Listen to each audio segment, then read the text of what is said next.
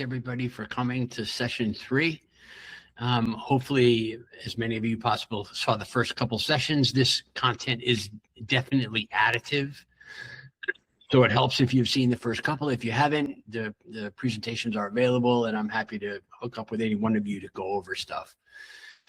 Just as a reminder, you know, I've been around the block a few times. I'm a founder, owner, operator, investor.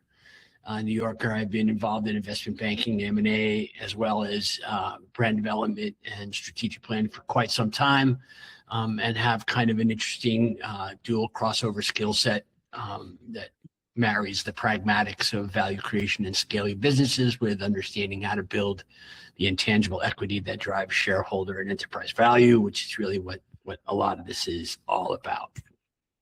So I'm going to do a quick rewind. I'm going to go fast so we can get through all this stuff. There's a lot to cover in a short period of time, but just so that we're all grounded, in the first session, we talked about really what a brand is, and how it's really all encompassing. Every experience you create, every touch you create, everything that you do when you run your company contributes to building brands. And collectively, all these things that you do and how you behave and how you act become your brand. A lot of the things that create love and loyalty and ultimately financial value are difficult to measure. They are intangibles. They are the emotional things that create connections and significance in people's lives. That's how we build relationships with companies, just like we build relationships with people. And these intangibles are the core drivers for market performance and financial value, and really should be considered a primary asset of any business. It's important to know this for founders, because the better you do this from the get-go, the lower your cost of capital means you're giving up less equity because you have more negotiating leverage when the time comes. It ultimately increases transaction multiples at exit. It lowers the risk profile in eyes of investors, and it increases the perceived likelihood of future success because you really built that emotional connection and that presence. And it always increases value for both across the enterprise and for shareholders. So why do we do all this stuff? You know, why do you build business through this lens? Why do you build equity? Because it creates wealth. It has direct financial value. And this is always lost on some people, because at the end of the day, these are soft and squishy things, these intangibles, and people don't understand their direct connection to financial worth. And that's what hopefully I've changed your perceptions on here. We talked in session 2 about how leadership makes this happen, that building a brand and building equity is not a singular event or a line item on your marketing budget. It is a way that you run your business. It is a philosophy, and it is grounded in strategy before any kind of execution. And we talked about how a brand distinguishes you from somebody else, especially in competitive or parity marketplaces, and how important that is. Session 2 covered a couple of really important words, consistency and alignment, these being the foundations that you really need to have in order to build equity over time. And if you don't want to be a commodity and you want to be perceived as uniquely differentiated, then brand is really the vehicle by which you do that. Alignment's built at every point of engagement, every experience you create for the customer. It's aligned with your core strategic positioning, which is going to be the focus of what we do today. That positioning pretty much informs just about everything a business does. It's critical that you are consistent, you have established a positioning and a place in the market, and you want to own it and not deviate. Because the longer you are one thing, the more you will be remembered for that one thing. And we talked about the importance of your first constituent, always your employees, the people that actually deliver on your brand promise. They're more important than even your marketplace. We talked about how positioning aligns key things, what stakeholders are trying to achieve on a business level, what are those business objectives, how well does that align with clearly defined business market opportunities and competitive white space where you can scale. All of this contributes to how you build your positioning, and that positioning informs your business and your brand strategy, which then leads to execution. So if you haven't done any of this foundational work and you're building logos and you're writing websites, you have the cart before the horse. So it's important to get that process right. So any questions before we move into the meat of this? Are we all good? Okay, moving forward. Positioning. This session is really where we will go talk about doing the foundational work that establishes a company's core positioning, and what's involved in doing that. Positioning is really an exercise in getting rid of all the chaff, simplifying focus, creating a memorable and distinct simplified position that represents your singular most memorable attributes that you want to be associated within your marketplace. It is the foundational element that provides the guardrails for most all operating decisions for a business. It's not that the positioning is designed to tell your entire story, but it's designed to be at the top of the messaging hierarchy as the one thing that you want people to take away at first level of awareness and consistency. It's what you want to be known for. And that process of shaking away everything else and getting to that focused, distilled position is really a unique challenge. Well, it sounds simple. It is really not simple. And then just a quick question, Lyle, too. Like, again, Yeah. I know you helped us with this, but this is, it's positioning for its different audiences, right? You have your brand, your constituents, or your potential customers. You have it as it relates to your partners, as it relates to, or like, how do you think about positioning for each of these? Yeah, the positioning should not be different on that level, Brian. If you are house of brands as opposed to a branded house, in other words, you're a company, Ford has sub brands. Each of those car would have their own positioning based on the kind of audience and the kind of product that they're selling. Yes, those would be discrete positionings. Or if I'm developing a positioning for a consumer products company and I have to position that company for consumers, and I also have to position it for buyers of those products for Walgreens and CVS, then yes, those would be two positionings. But ultimately, you want to remain focused and consistent and have one positioning for everyone. You really don't want to deviate that. And so even if those sub-brands have positioning, there's a positioning halo above all of that that unifies everything. That's really how you want to look at it. But ultimately, positioning is how you initially articulate your product market fit. Of course, product market fit can't be ultimately validated until you're in market and you're driving revenue and you see that the market is responding to what you're offering. But ultimately, it is the articulation of where you see your product market fit landing. It talks about your customer, your target customer. It's addressing their needs. It drives home a value proposition or your unique selling proposition. It offers a reason to believe, and it all has to be aligned with a definable market and a competitive white space where you can scale. And so while positioning statement itself is a very simple output, the foundational understanding that goes into writing that is very comprehensive. Understanding your market, your competitive dynamics, your customers, all those things have to really be understood before you can get there. Again, the goal for this thing is to be single-minded and memorable. And to that end, it's not just a strategic exercise, it's also a creative exercise. How you use language, how you integrate emotional points of differentiation, as well as features and benefits, becomes critically important.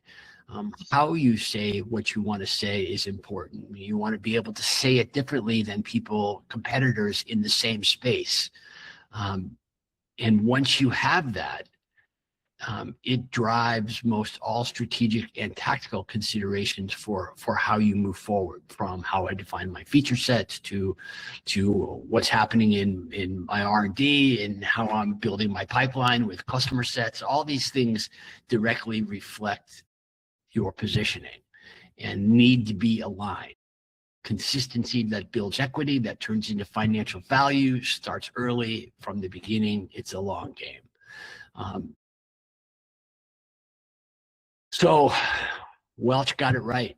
To be remembered, you've got to be one thing. You cannot be everything to everyone, no matter what the size of your business is. And that goes back to something we talked about in session one. How do our memory systems work? How do we remember something about a company? And if I can't deliver in a concise, simplified way, my value proposition in a way that is emotionally connecting and has a value proposition is memorable, then I'm lost. So that's really important. And it doesn't diminish your ability to say other things and to have deeper messages beyond the one thing that you're trying to get remembered. And that leads us to, how does this integrate with messaging? And sometimes people struggle with positioning because they say, hey, you're making me whittle this down to one or two most salient points, but I have a lot of other things that I want to say. So if you understand a little bit of, behavioral science and neuroscience, you'll know that our memory systems are limited in their capacity to retain information. And so learning about a business and understanding its attributes and value propositions is not a singular event. It is a process. It means that you absorb things at the highest level first, and you move through a messaging hierarchy as you engage people with interest in what you do. So you think of it this way: positioning statement is really the top of your messaging pyramid. Your halo message should reflect that positioning, and it's not designed to necessarily tell the entire story or every attribute or every feature and benefit that you offer. But it should be the hook. It should be the piece that says, wow, that's cool, that's interesting, I need to know more, tell me more. And so people then move through the flow of messaging. That's why messaging is hierarchical. And when you think of, here's my positioning, here's my halo message that reflects that positioning, and here are my top 6 messages that I need to convey to get somebody to close the deal, you know exactly how that information flows and how that works. So while positioning is designed to create focus, it's not designed to eliminate your ability to flow people through more information. So if you go through this step, and I'll take you through what a brand foundation elements are, creating that messaging hierarchy that falls under your positioning is part of that process. In anything that you do, this is obviously, pretty obvious. You want whatever you create in positioning to be proprietary and ownable, right? You want it to be differentiated from the competitive environment so people understand why you're different. You want it to be super simple so that it can easily be remembered. Always know that you need to make sure that at all points of touch and communication, whether it's a call center or it's a salesperson or it's middle management, they are all connected to that positioning and understand how to speak to it. Always know that, back from session 2, alignment and consistency, those are the 2 most important things that build equity over time. Once you have that magic positioning in that competitive place, you want to stay with that as much as possible, because over time, strong brands simply build wealth. So if you think of positioning in business strategy and context, where does this play when you're thinking about how do I build a business? Because you're not just building a product or a piece of tech, you're building a company. And so this is the process that we go through when we help companies figure that out. before you get to positioning, you're going through a deep stakeholder discovery process. You're looking at what are the market opportunities for those objectives, what are the competitive dynamics, what are other people saying, how are they saying.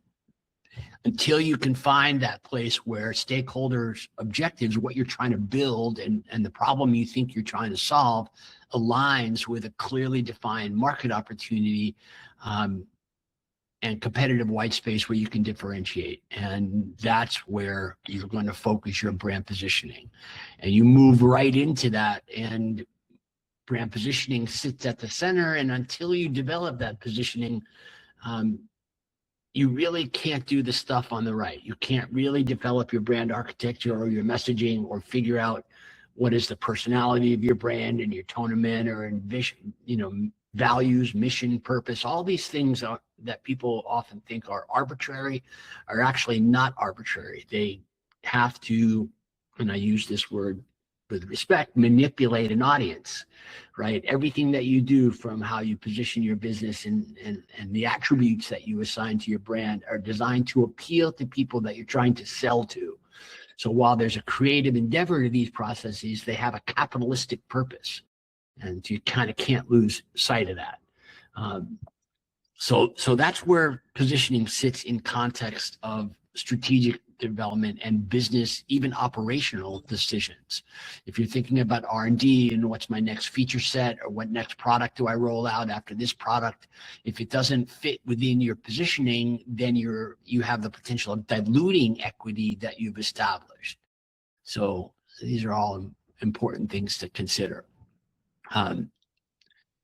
When you extend positioning, you're pushing positioning out from that core thing. And from that, you take positioning, which has audience definition, context, differentiation, so forth, into a brand foundation where you're defining a company's purpose, mission, core values, causes, any social responsibility that they're doing, brand pillars, messaging hierarchy, brand choice. All these things are aligned with how you creatively express yourself, but they are also specifically aligned to how you want to influence an audience. So this is where creativity and business strategy are inextricably connected. And as a founder and a leader of your business, you need to think of them that way. And then when you have that foundation done, then you can define graphical standards, things like that. What's your logo look like? How do you appear in social media? How do your advertising look like? What is my whole visual tone and manner? Together, that brand foundation and your graphical guidelines become your full corporate brand guidelines. And by doing this, you have a strategic and creative foundation that anybody that provides services for your business knows how to follow. Anybody inside your company knows who you are, what you stand for, what your values are, what your purpose. Oftentimes we develop corporate manifestos or brand stories around this stuff that live with employees so that they can become an extension of your positioning and reinforce all that work. And then that directly flows into operations. How am I building my sites? What's my go-to-market strategy? What's my product development path?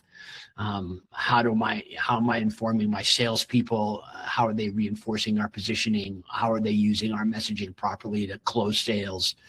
How am I using that content to do, any kinds of touch communications in my lead flow and my workflow systems? And so it's all connected, and it all falls back to starting with establishing core positioning.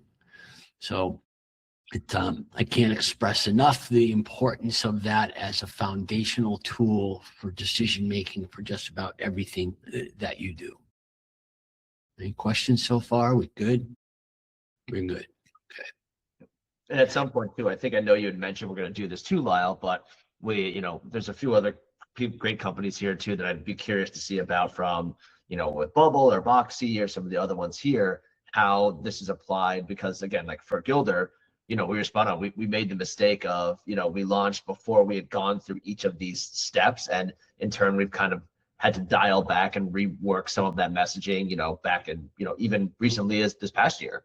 But would be curious to kind of see that with some of the other companies from people that are here, whether it's now or at some point through this exercise. A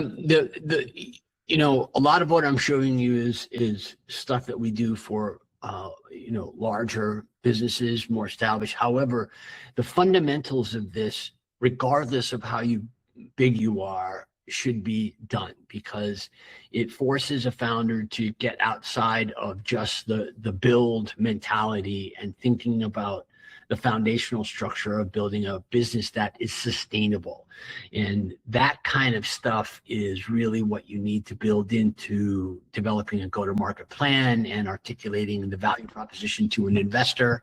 And that's the kind of stuff an investor is going to want to know that you are thinking about and you are aware, because that's going to, in their eyes, reduce the risk profile. So it's important to do. In normal work with clients, this is a step-by-step linear process. We don't jump ahead if there's not consensus amongst stakeholders for each of these steps. We don't move forward. So if you don't have consensus on positioning amongst stakeholders, then we don't move on to defining any attributes. And until people agree on the attributes, we don't move on to any brand extension, strategy, or tactics, because again, those two magic words, alignment and consistency, if you don't have alignment amongst stakeholders for each of these phases, you risk things breaking in the future, and that's the last thing that you want to do. All right, pause. Any questions on all this stuff? I know I'm blowing through this kind of fast, but no, everybody's quiet. All right, so the structure of a statement is really simple. And back in the days when I was building brands before I founded an investment bank, you got a brief to develop brand strategy. And it's called a brief for a particular reason, because the industry understands single-mindedness, focus, simplicity is the way to get a message remembered.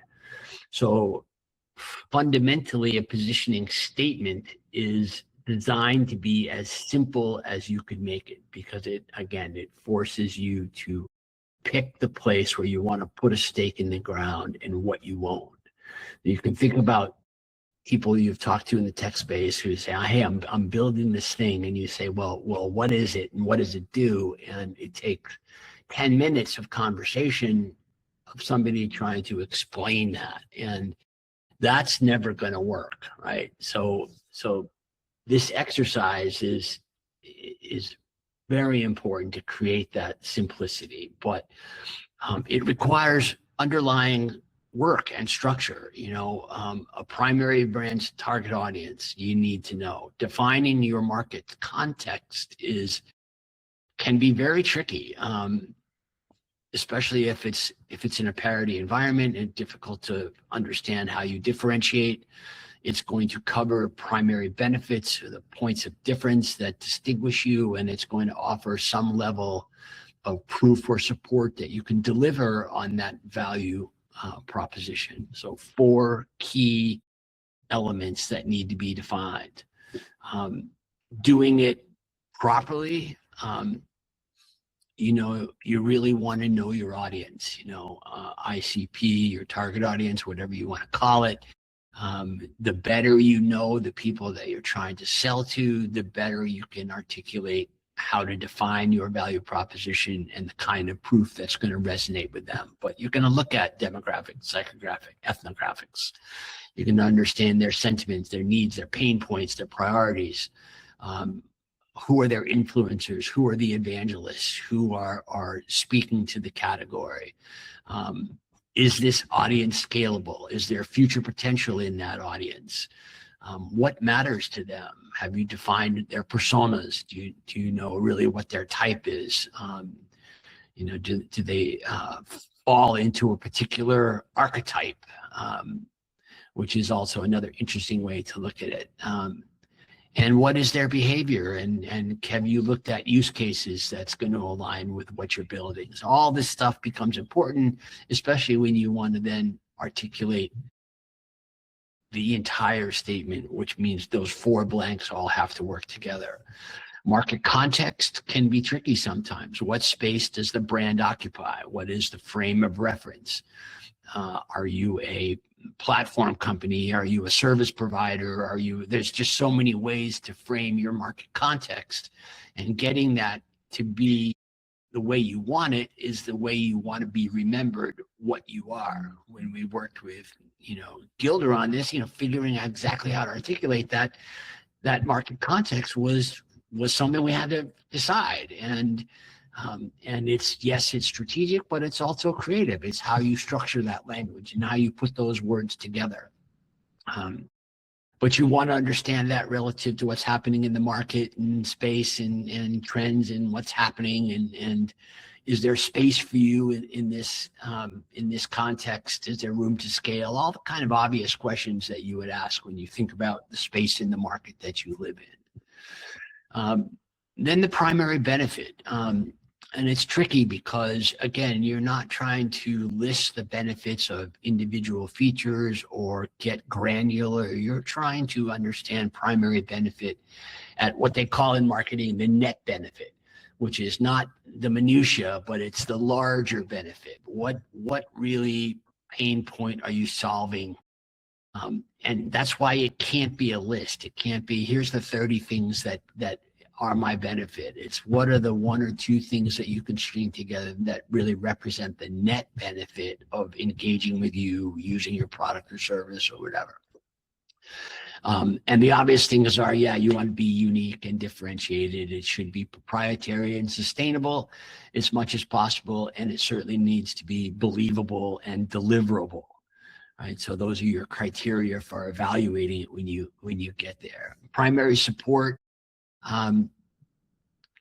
That is the reason to believe.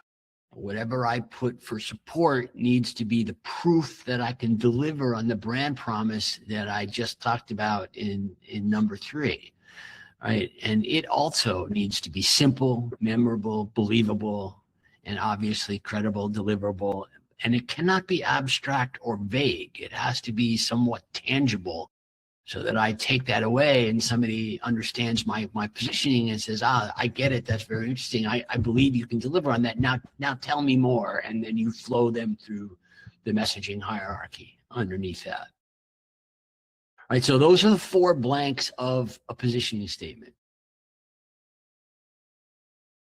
Right. So the statement structure looks like this. To whatever your target audience, the company is the market context, that what delivers what primary benefit, because what?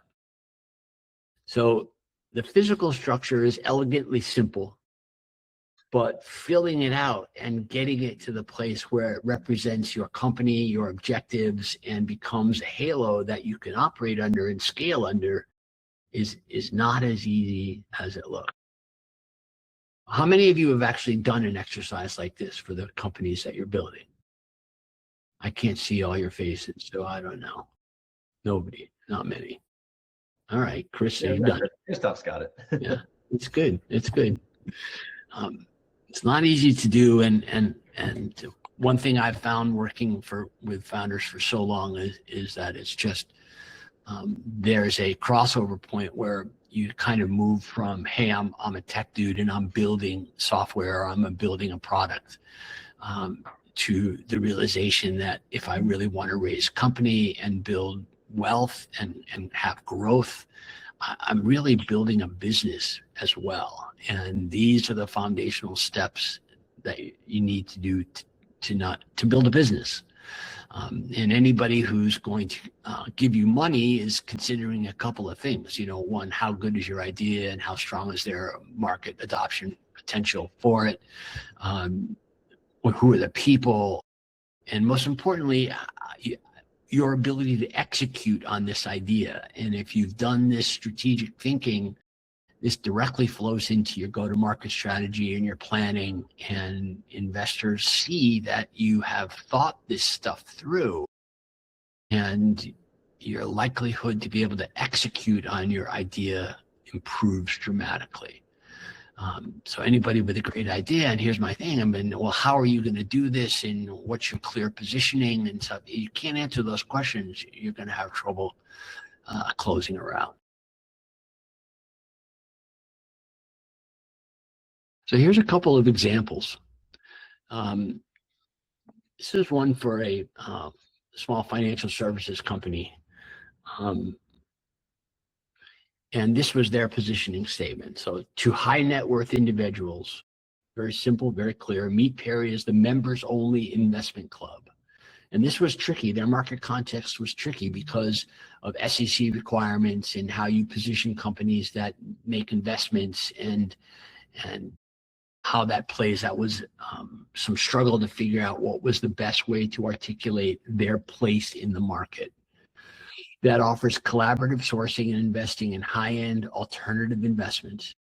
And the structure of that language was really important to them because they wanted to get in language like, collaborative sourcing and investing. High-end and alternative investments was critical to understanding how people pool money. And because the differentiator or the proof is because of a high quality, active, and like-minded membership sharing inside knowledge and deal flow.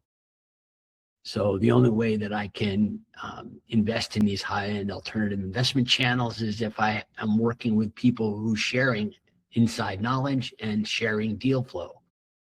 So you got a clear articulation of the audience. You have a very simple and concise articulation of their market context, primary benefit that they offer, and the proof that you can deliver on that benefit. Then this became the guide for how they, wrote their headline on their landing page and how they developed messaging hierarchy, and they went ahead and built a brand attribute foundation document from that. And this remains to their day, their core positioning.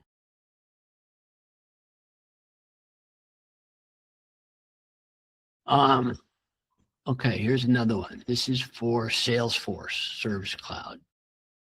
So to enterprise clients with 50 million or greater in revenue, Service Cloud is the integrated cloud solutions provider that delivers the greatest ROI through personalized customer experience, because it has the world's most advanced, intelligent, and customizable AI data platform. Simple, clear. What's interesting about positioning as well is, and we talked about this in some of the earlier sessions, is the psychodynamics of how you repeat language. In behavioral science, it's called the fluency effect, where the more you repeat something over and over again, the more it becomes reality. And so there again, alignment and consistency, and sometimes you can't be wholly uniquely differentiated because there are people in your space, but if you take language that you own and you repeat it over time, it becomes truth. Actually, that's how people do bad things with information. They keep repeating lies until people think it becomes the truth. Aliana, what do you got? There is not like a little disadvantage when you have a very specific target audience, because if you start a service or a product, you can do it, of course, simple, like this is my target audience. But if it's very specific, that niche is not a disadvantage at the beginning or something like that.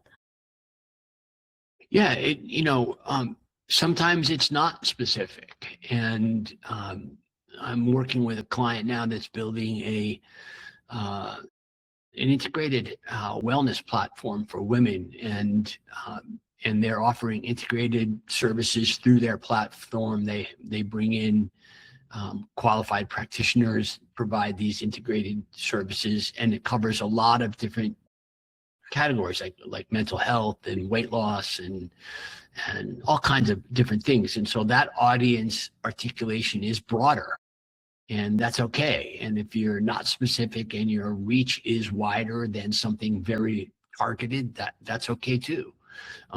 Every situation is completely unique to that company.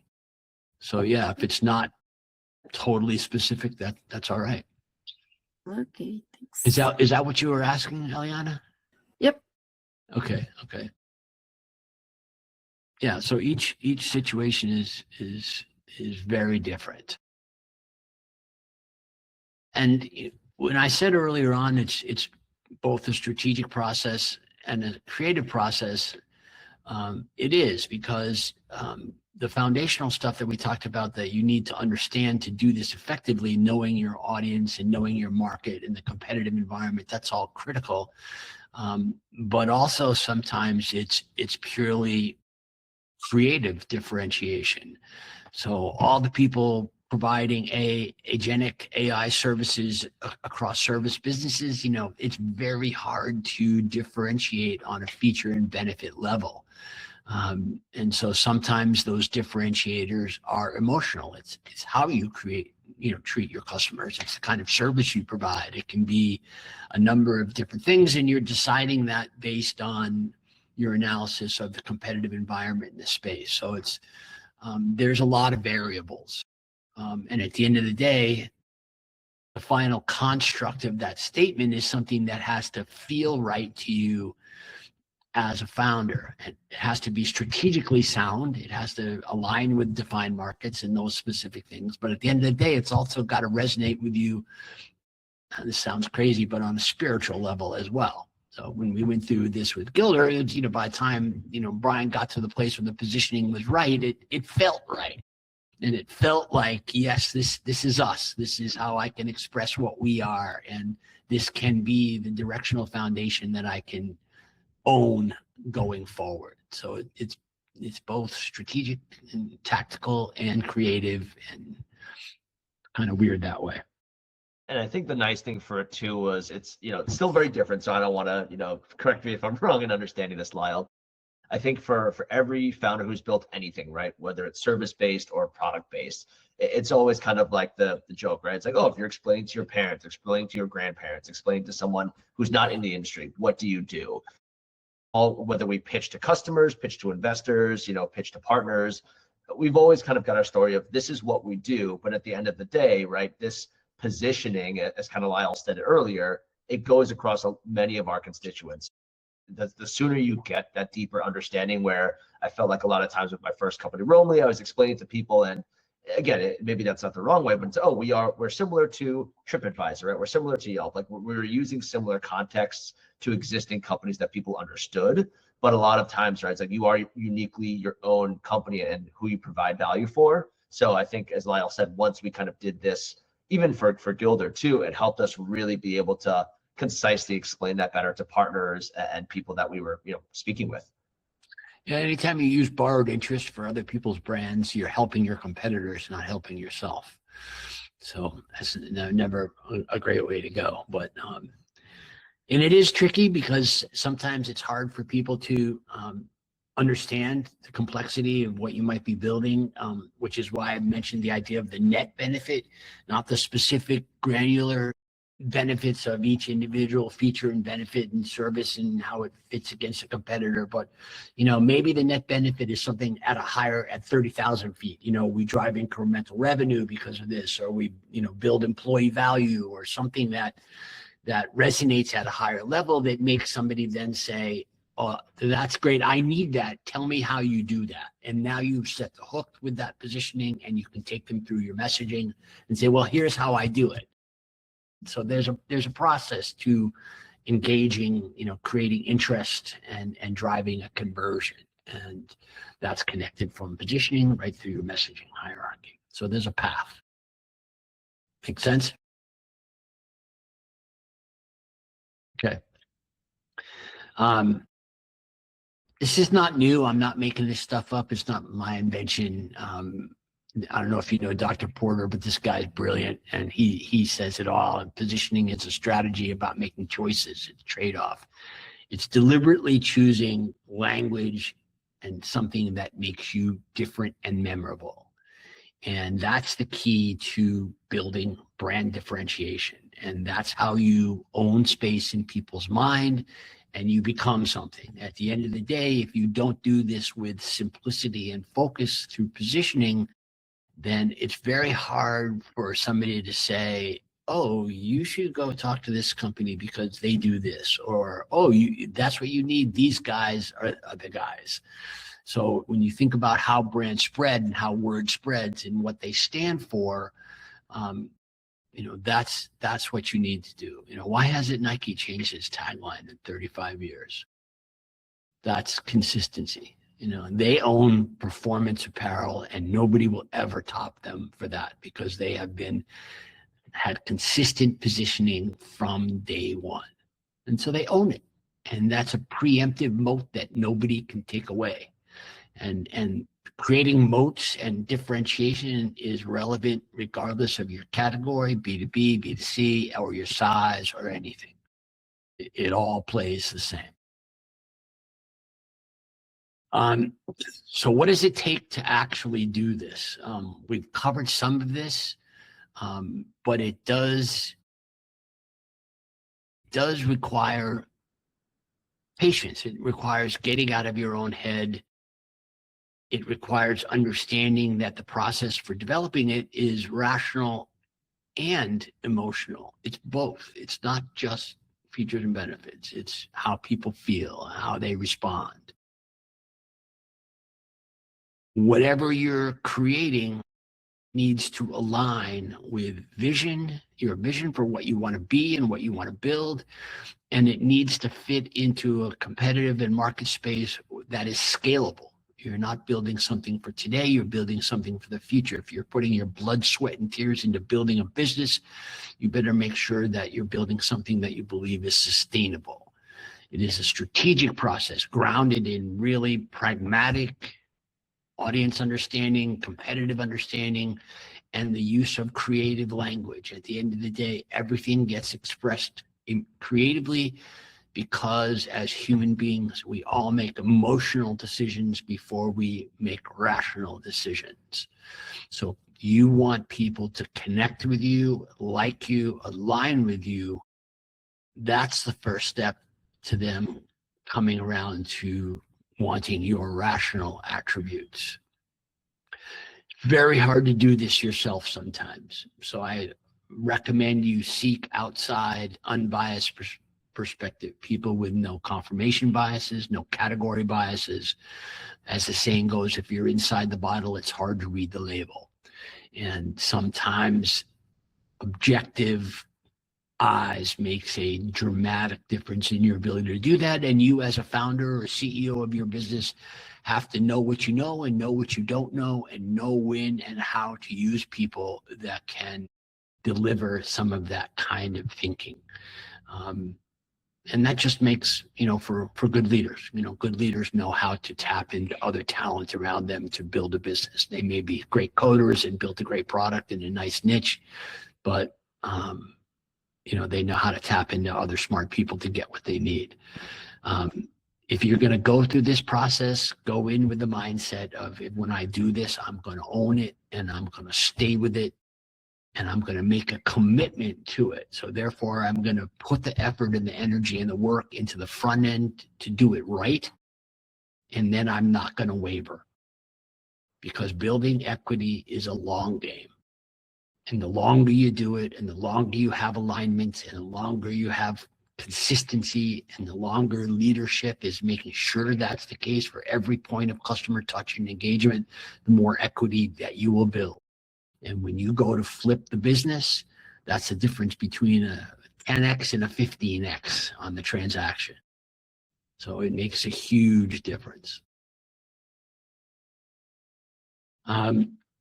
There are a lot of ways to do this. One, definitely get outside help.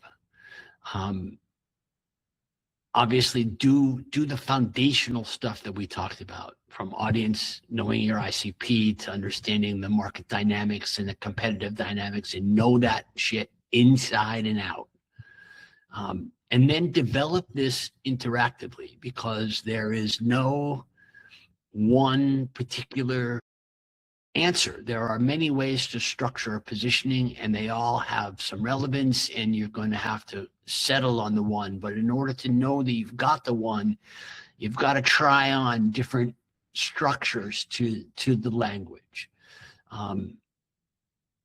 Leave your biases at the door. try to be as objective as possible, which is kind of hard sometimes when you're in it. It's hard to see it. It's key not to have too many stakeholders involved in the process, because as I said before, you need consensus. And at the end of the day, this is not something that should be decided by committee. In fact, the final iteration is often best decided by somebody who's not, a core stakeholder, because they can see with a different kind of clarity.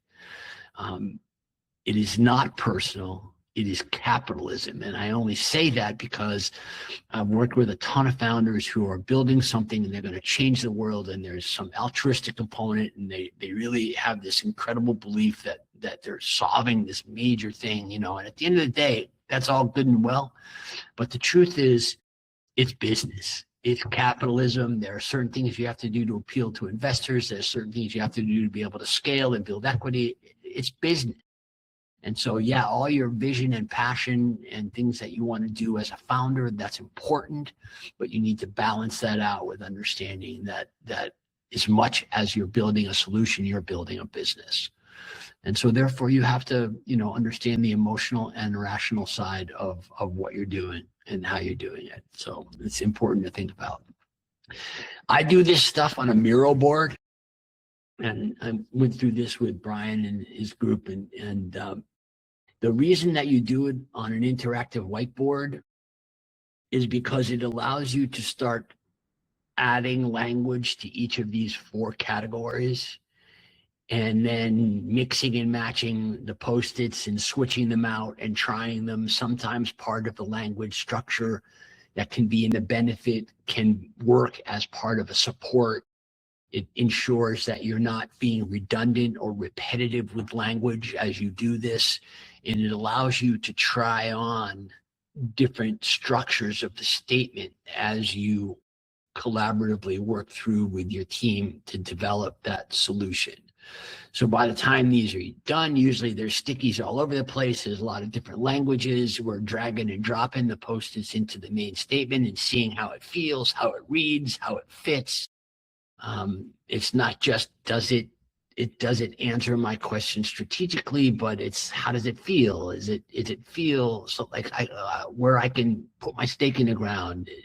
So there's a lot to it, and this doing it interactively like this makes a huge difference in how you do it. So anyways, that's how I would recommend you jump in and try to get it done.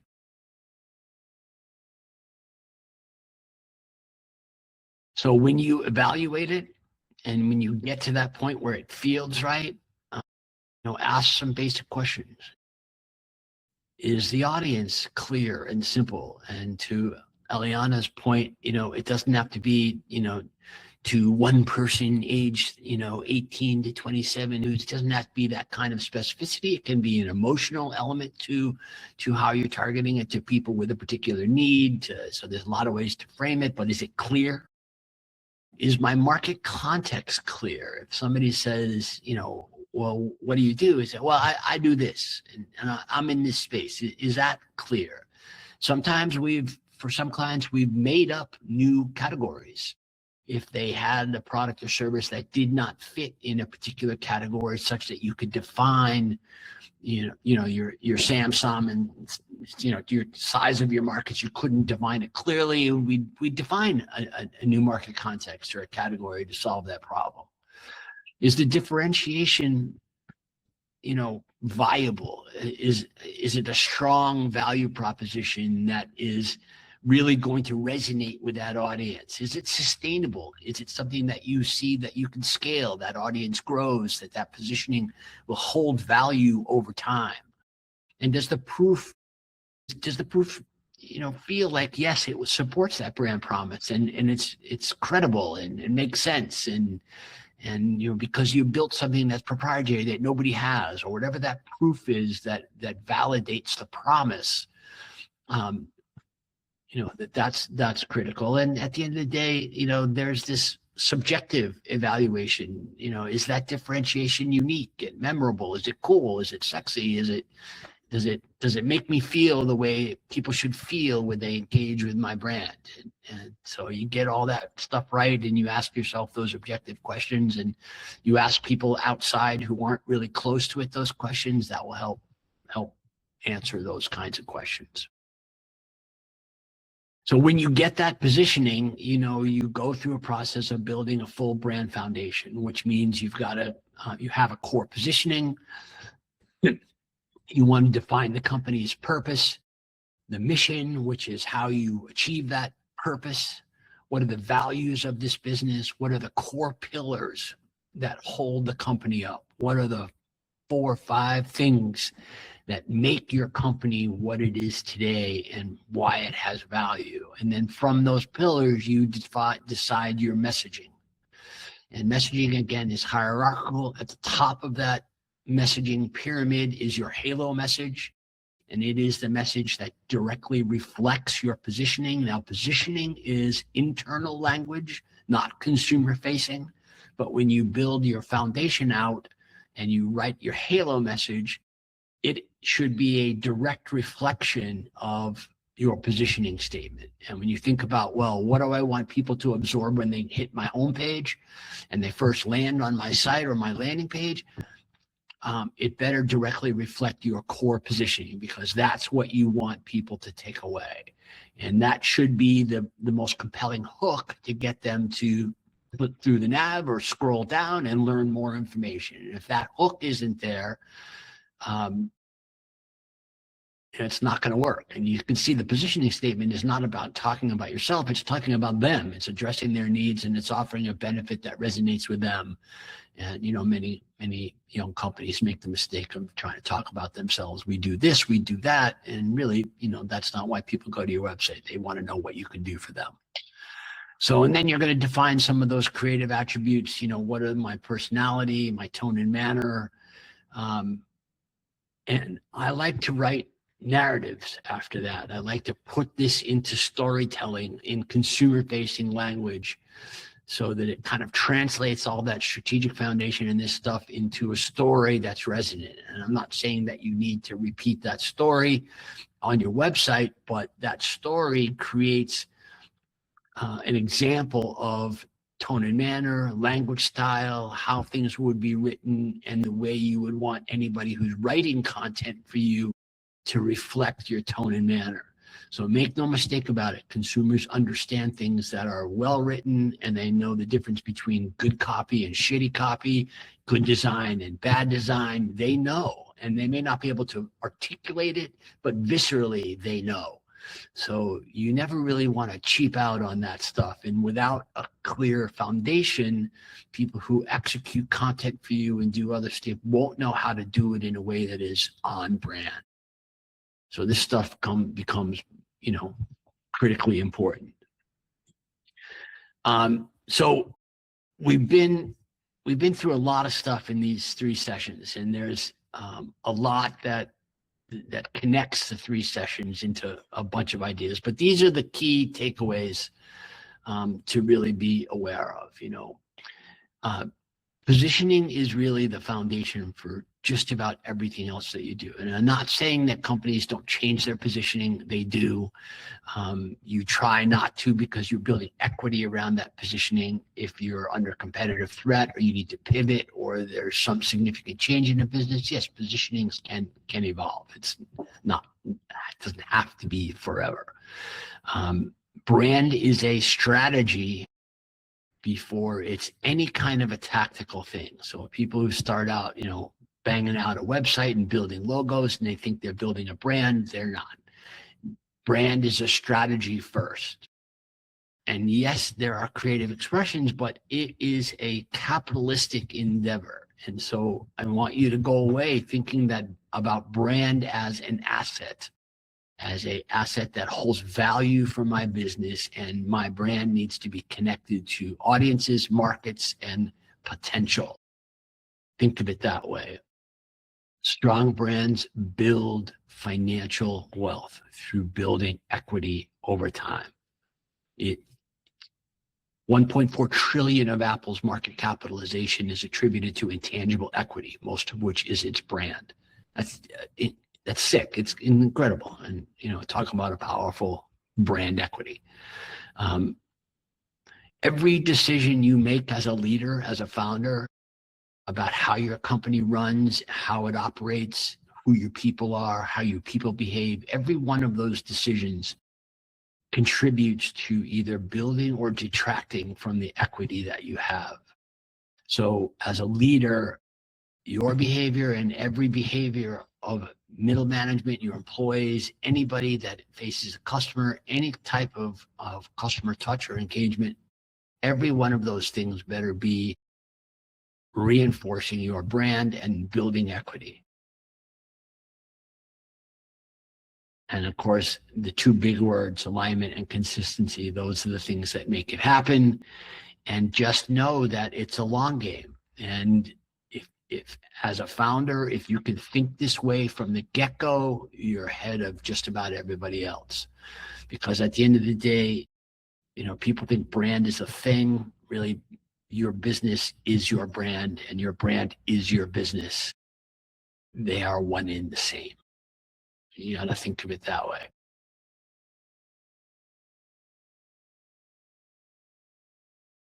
Here's a reading list. If you really want to understand this stuff, take a screen grab of this, or it'll be, the presentation will be on Circle. But these are 4 short reads that really help you understand the power of brand, and the long and short of it is a great book that really helps you understand the long game. But there's a lot of stuff a lot of good reading there that if you want to really understand this.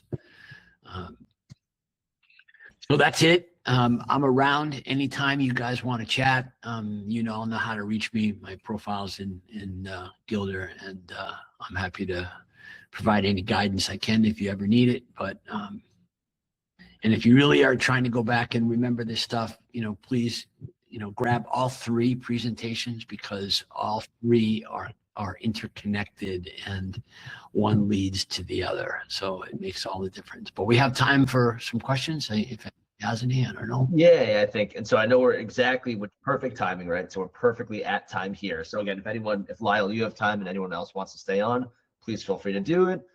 Before we hop here really quick, again, big thank you to Lyle for, the past 3 sessions, but obviously being such a phenomenal resource here. So yeah, Cody, to answer your question, the 2 previous workshops are in Lyle's channel on the gilder.com, Circle site, which this 3rd one will be as well. Lyle has graced us to be, an executive mentor, of course, in the community. So he will be available, as you said, as an expert in residence. But if you have questions in the channel, right, you can ask him there, or, through the Circle messaging or email.